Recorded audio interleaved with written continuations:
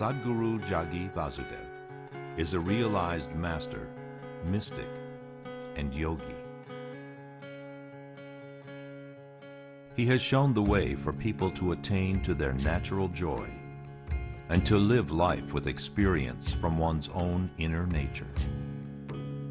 His presence is filled with grace and compassion.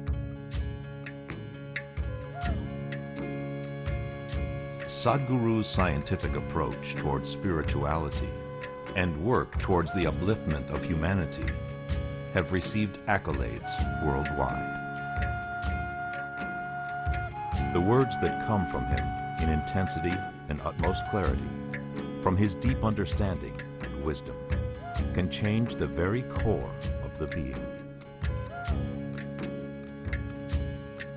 Belonging to no particular tradition, Sadhguru incorporates what is most valid for the modern person from the spiritual sciences.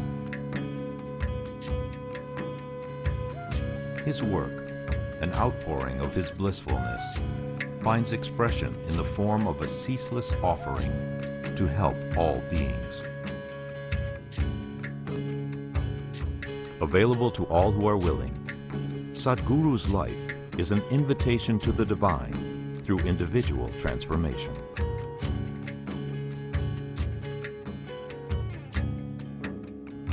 Welcome to the silent revolution of self-realization.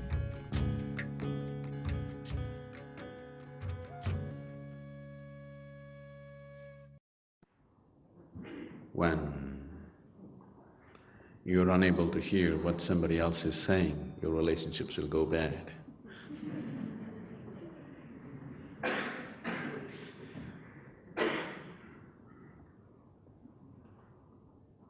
In many ways, the fundamentals of your relationship is you're willing to listen to the other person, isn't it? If you want to say everything, there will be no relationship.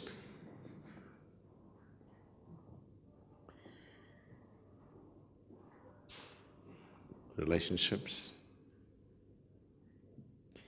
For most of you, the way you are right now, the quality of your relationship largely decides the quality of your life. Is it so?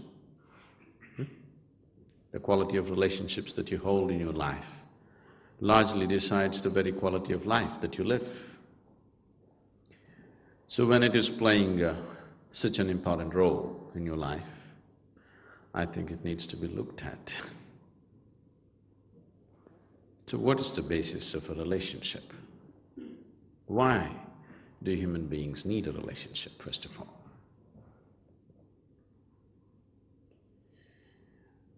Relationships are formed on different levels, various types of relationships, to fulfill different types of needs. The needs may be physical, psychological, emotional, social, financial, political, it could be any kind.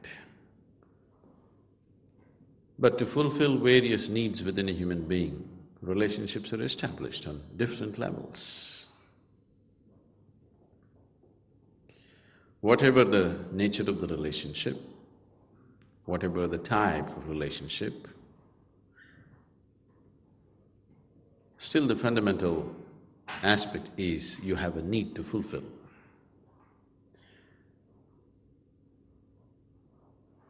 No, I have nothing to get, I want to give.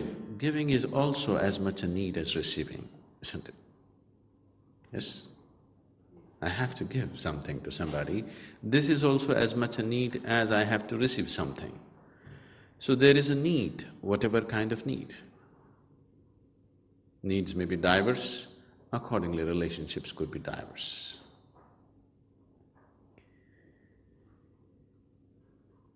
Now, the moment we form a relationship, wanting to fulfill a certain need, and if that need is not fulfilled, then relationships will go bad.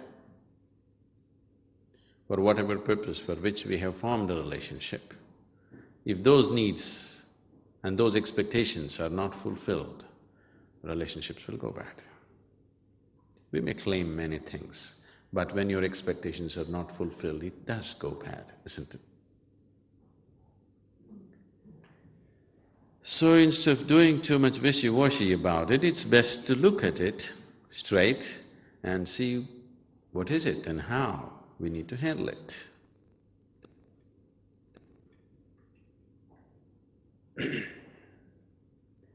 The needs within a human being have risen because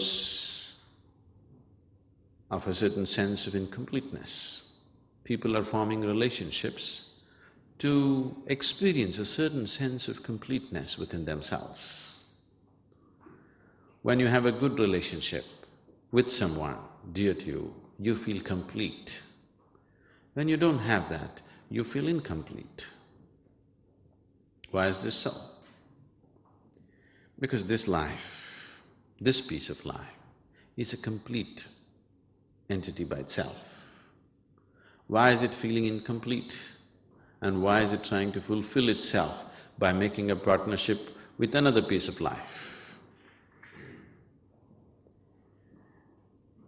Fundamental reason is that we have not explored this life in its full depth and dimension.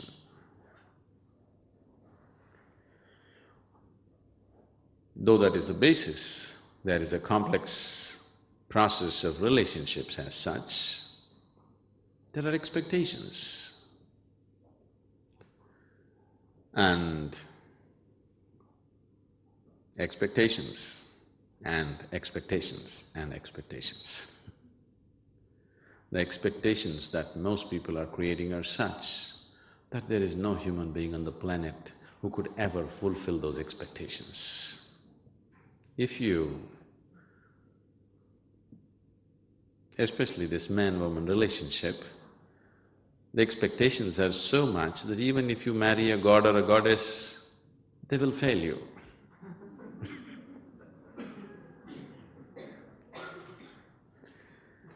Because the expectations are so unrealistic that nobody, no human being can ever fulfill that.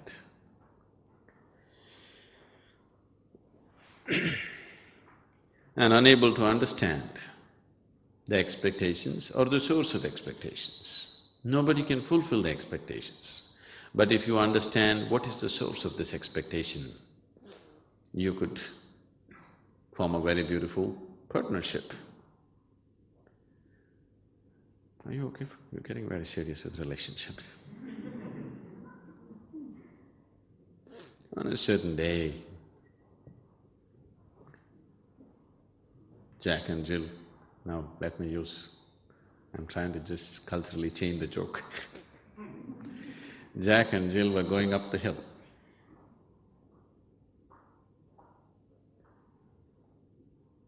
And Jack had a bucket in his hand, a chicken under his arm, and a pitchfork and a rope, at the end of which there was a goat. And Jill said, "I'm feeling very nervous." Jack said, "Why?" "I'm afraid you may have your way with me. I'm alone with you." He said, "What do you mean? I didn't do anything and my hands are full." So she said, "You may put the pitchfork down, plant it in the earth, tie the goat to it, put the chicken down and put a bucket over it, couldn't you?"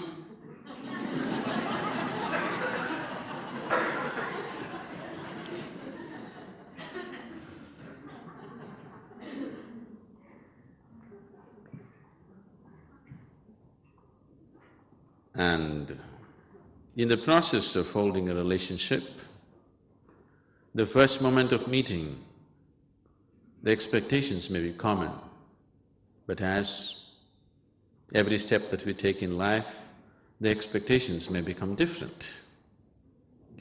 Because these expectations keep changing in people, they are not consistent, and they cannot be.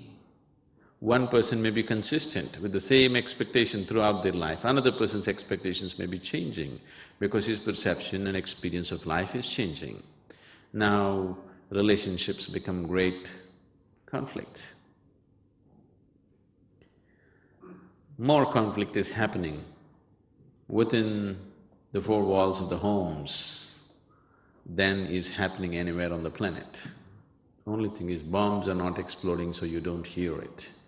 They may be giving each other silent treatment. It is happening because people's expectations are changing, and they're not changing at the same pace. They're changing at different pace. One person is changing fast, another person is not so fast about how to change their expectations. So if you go about doing management and circus with these things, there is no way you can gauge it 100% and have a beautiful relationship. If you try to mind read the other person and constantly try to fulfill their expectations, you will become a wreck. You tried those things, isn't it? You're trying to, outdo the other person in really wanting to fulfill all their expectations, you become a wreck. So, if you go like this, it's an endless circus. To some extent you have to do it, but that is not the basis of a beautiful relationship.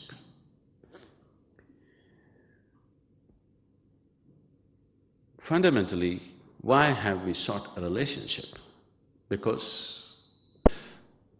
your brilliant management, you will see, it'll just give you hell. The smartest people on the planet, or those people who think they're really smart, tend to have the most horrible relationships. Not essentially, but generally.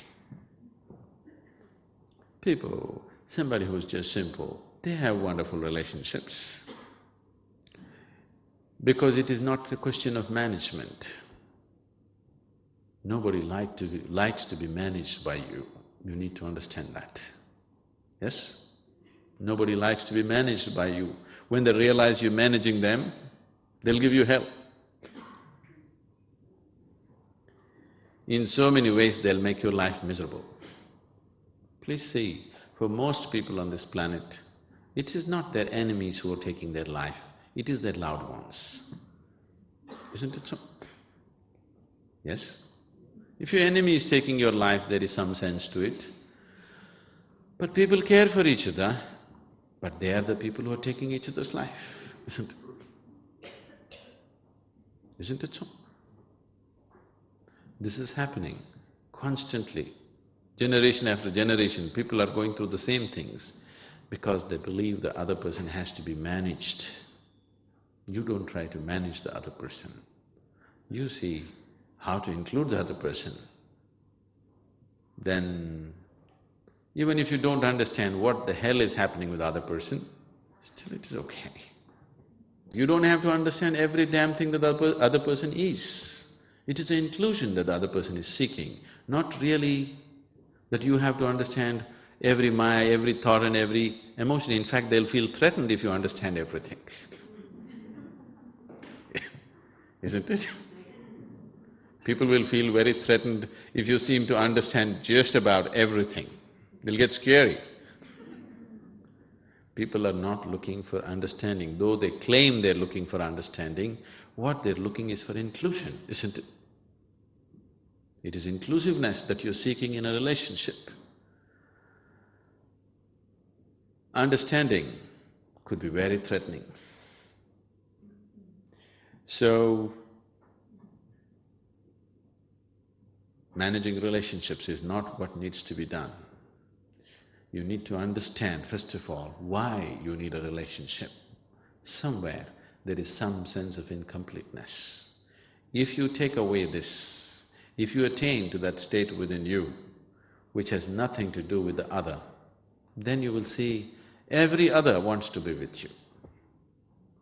Everybody wants to be with you because your need is gone. This is the funny thing about life. When you have a need, nobody wants to be with you. When your need is gone, everybody wants to be with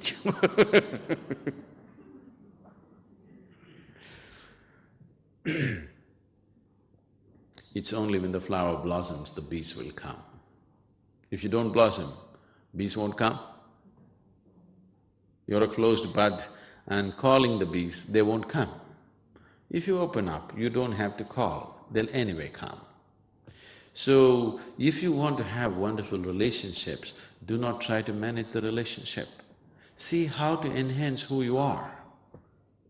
Who you are on all levels, physically, mentally, emotionally, energy-wise. See how to up this. If you enhance yourself into a very beautiful state, everybody wants to hold a relationship with you. Instead of enhancing this one, you're trying to manage this. No, it doesn't work. So, if human beings have to really have wonderful relationships, first and foremost thing that they need to do is how to take this to its ultimate possible level right now. If you keep yourself in the best possible way, in body, mind and emotion, do people want to be with you? Yes?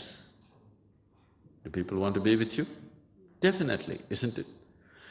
Now, you don't keep yourself well in any of these levels and you expect people to be with you, now you become a burden. Now the other is hell.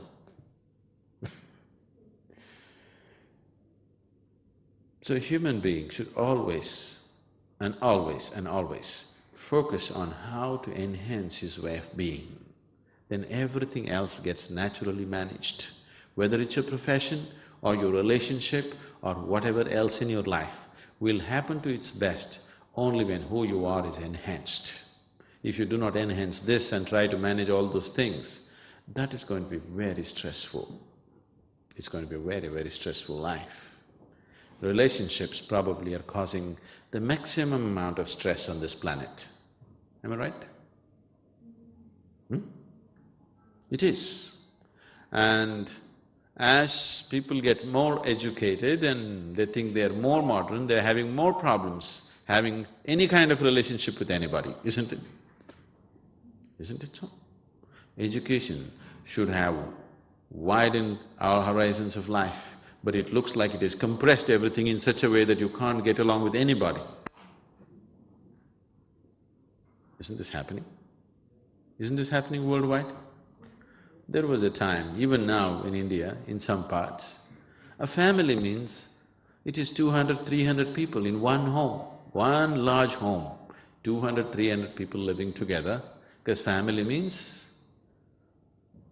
the main, grandfather, grandmother, uncles, aunts, granduncles, grandaunts, cousins, everybody is one family.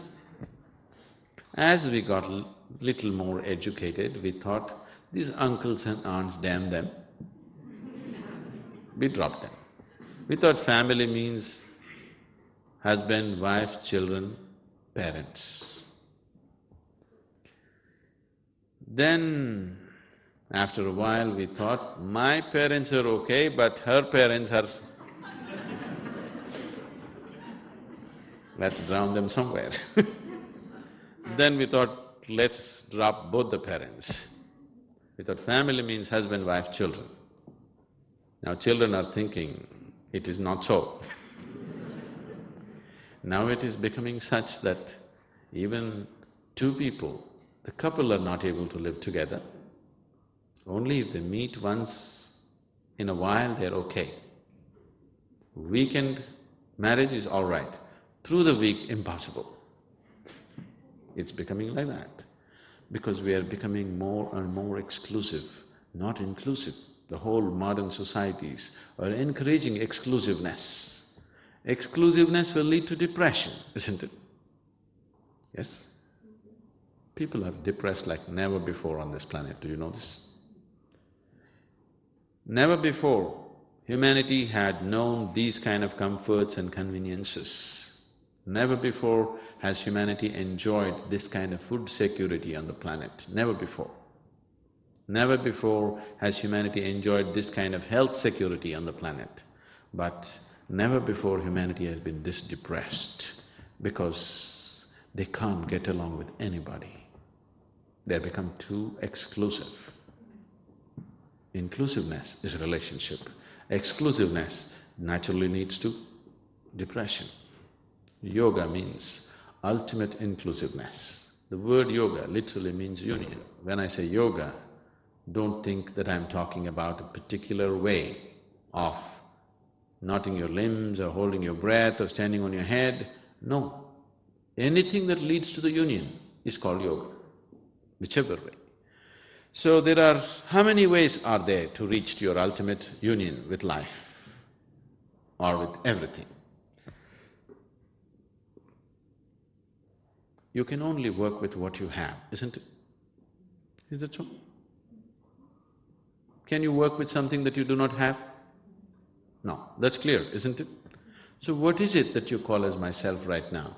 Your body, your mind, your emotion, your energies may not be in your experience, but you can easily infer and see, if this one has to function like this, there is some kind of energy making this happen, right? That much everybody can understand. Right now we may not understand how this microphone works, but because it is amplifying the sound, we can understand there's some kind of energy source behind this, either a battery cell or a powerhouse, but some kind of energy source is behind this. So these are the four realities for you: body, mind, emotion and energy. If you employ your body and try to reach your ultimate nature, we call this karma yoga, yoga of action. If you employ your intelligence and try to reach your ultimate nature, we call this gnana yoga, yoga of intelligence. If you employ your emotion and try to reach your ultimate nature, we call this bhakti yoga, yoga of devotion or emotion. If you transform your inner energies and try to reach your ultimate nature, we call this kriya yoga, yoga of transforming energies. These are the only four ways you can do it, because these are the only four things that you really have. Rest is imagination. They may be there, but not in your experience. What is not in your experience is not a reality for you, isn't it? Right now, modern science is talking about 11 parallel dimensions right here. That's not in your experience, isn't it? Not yet a reality for you. You can only make a theory out of it. You can only believe it, but not yet a reality for you. You cannot work with it. Only when it comes into your experience, you can work with it. So these are the only four realities. This is a very beautiful story in the yogic lore. Are you okay for a story? Can I tell you a story? I seek your permission because the moment I say once upon a time, many people think it's bedtime. That's the only time they heard that word, once upon a time. Before 3 sentences are over. So once upon a time, on a certain day, 4 men were walking in the forest. Among these 4 men, one is a bhakti yogi, another is a gnana yogi, karma yogi and kriya yogi. That means yoga of intelligence, yoga of devotion, yoga of action and yoga of transforming energies. These 4 people can never be together. But today they were walking together in the forest. Why I'm saying they can never be together is, somebody who follows the path of the intellect, he of course thinks everybody is dumb, stupid. Especially the devotees who are doing Ram Ram or whatever else, they look utterly stupid for the man of intellect. Isn't it so? Yes? People are bowing down and praying and calling for God. These people look utterly stupid for a man of intellect. So he thinks they're just idiots. But somebody who is on the path of devotion thinks, has pity for everybody, because when God is here, instead of holding His hand and walking in absolute freedom, all this nonsense with your mind and your body and all the yoga and everything is just stupid. He has pity for everybody, because just instead of riding on the lap of God, why all this nonsense? Karma yogi, the man of action, he firmly believes all the others are just lazy people who are trying to find an explanation or an excuse for their laziness. Because if you want something to happen, you got to do it. Yes? Because you're lazy, you're unwilling to do, you're finding all kinds of philosophies. He has disdain. A Kriya Yogi has absolute disdain for everybody because after all the whole existence is energy. If you do not transform your energy, what is going to happen? Nothing. Everything is just empty talk. So these four people cannot be together. But today, they were walking together in the forest and a rainstorm broke loose. And to escape the rain, they started running. Then the Bhakti Yogi, the man of devotion, said, in this direction there is an ancient temple. We could go and take shelter there. Because he knows the geography of temples. So they ran in that direction. After some time, they came to this ancient temple. The walls had collapsed long ago, just the roof and four columns were standing. They went in, and the rain and the storm picked up momentum and started lashing from every direction. To escape this, they went closer and closer to the center. In the center, there was an image of God. And there was no other place to sit because rain was lashing from every direction. To escape this, all the four of them just hugged and huddled around this image of God. Suddenly God appeared. The first question in everybody's mind is, why now? So much yoga we did, so much worship we did, you did not come. Now when we're just trying to escape the rain, why now? Then God said, at last you four idiots got together. I was waiting for this. So if you want to get somewhere, all these four aspects, body, mind, emotion and energy, has to function together. Only then you get somewhere. With one aspect you don't get anywhere. Every one of you is a combination of these four things, but a different kind of combination. A unique combination. This is also body, mind, emotion and energy. That is also body, mind, emotion and energy.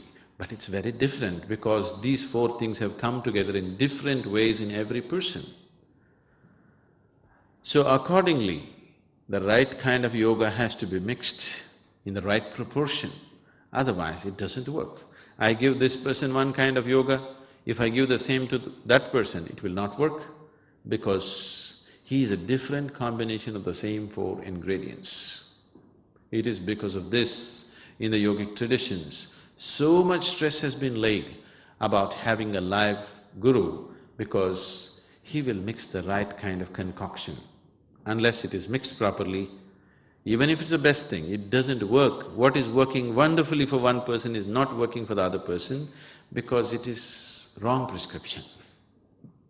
Medicine is good, but wrong prescription. So, if these four things are handled properly, only then this one moves ahead. What these four dimensions mean is head, heart, hands and energy. Is there anybody here who's just one big head, no heart at all, no hands at all, no energy? Or one big heart, not the other things? You're a combination of these four things, isn't it? Each one may be a unique combination of these four things. Because each one is a unique combination of these four things, relationships cannot be managed. Relationships can never be managed because each one is a unique combination of these four things. If you handle these four things properly, you can include the other as a part of yourself. In this inclusion, all the differences are okay. Differences add color and dimension to our life. Always the problem with the other person is that he doesn't think like you and feel like you, isn't it? Can you imagine in your house, if there was one more person like you, could you live there? That would be horror, isn't it? Fortunately, nobody else is like you. Fortunately, nobody else is like you. If all the people in your home were just like you, could you live there? But that's what you're complaining about, that they're different. What is adding color and dimension to your life, that is what you're complaining about. What is good for you, you're complaining because there is no sense of inclusiveness. If you have included the other as a part of yourself, all these differences you could enjoy. See, now the very fundamentals of this man-woman relationship is a man seeks a woman and a woman seeks a man because they're different, isn't it? Yes? Because it is different. If they were just like you, it's no good. In every way they're different, in body, in mind, in emotion, they're different. That's why you seek them, isn't it? If everything was same, then you didn't have to seek them. But after you get together, now you expect the other person just to be like you, to think like you, to feel like you, to act like you. This is a disaster if it ever gets fulfilled. Fortunately, nobody fulfills it for you, but if it ever so happens that your expectation is fulfilled, that's going to be the biggest disaster. You must be very glad lot of your expectations are not fulfilled. If they are, you're finished. Please look at it. If all your expectations are fulfilled, your life will be a much bigger disaster than it not being fulfilled, isn't it? So relationships are a longing for inclusiveness, and if you approach it as such and include the other as a part of yourself, however they are, whichever way they are, they will be just fine with you.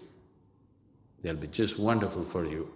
But if there's no inclusiveness, if you stand away and look at them and study them and see how to manage them, then whichever way they are, they're impossible.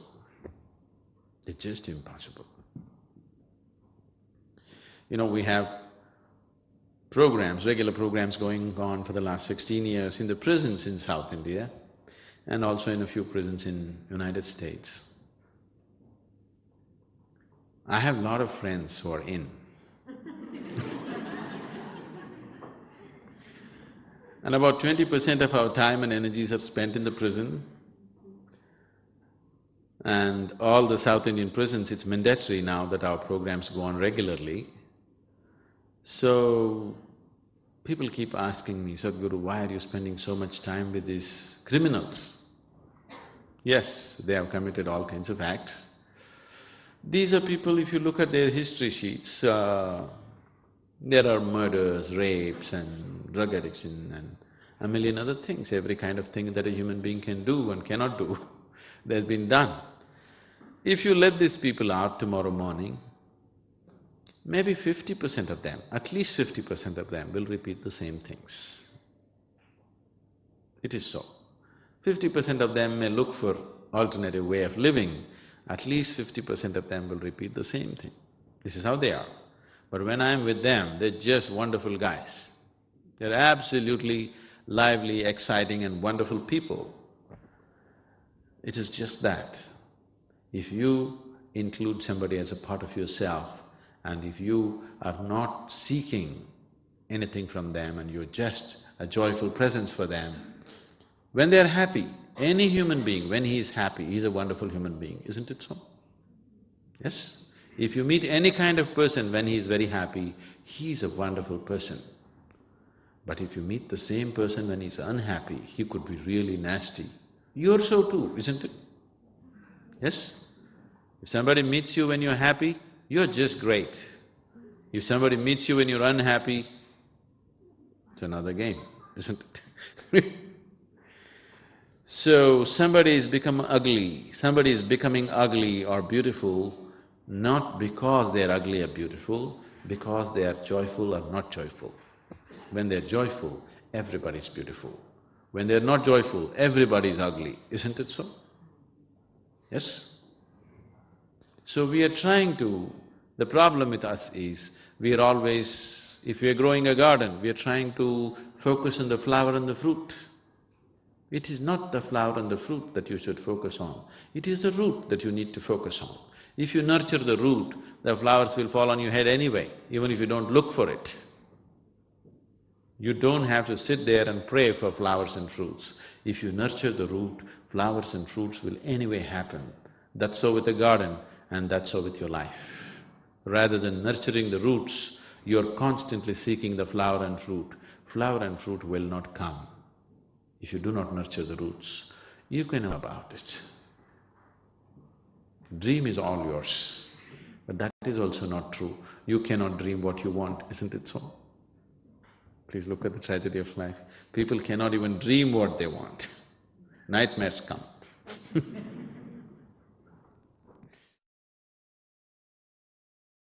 You are my perfect mirror, you show me what I'm not. In the end, this bit of what once was me.